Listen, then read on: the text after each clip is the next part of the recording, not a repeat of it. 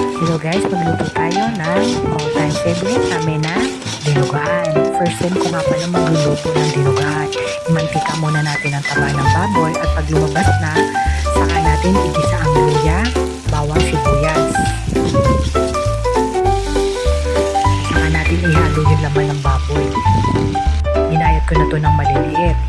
Tinimplaan ko ng patis, toyo,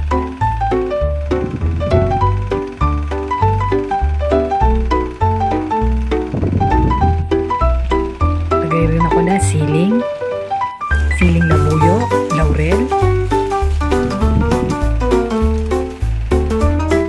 siling pangsigang, at saka ko sinunod ang dugo ng baboy. Guys, ang ginamit ko yung fresh na dugo kasi kapag luma na hindi na ganun kalasa. So, inilagay ko na rin yung minantikang taba at saka ko nilagyan ng suka.